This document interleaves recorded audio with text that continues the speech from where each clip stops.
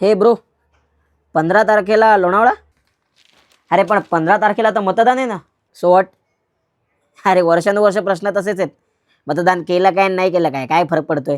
हे, मला सांग, तू कावळ्याची गोष्ट ऐकलीस का रे? म्हणजे? हे बघ, ज्या प्रकारे पाणी वर येईपर्यंत कावळा दगड टाकत राहिला होता, बरोबर?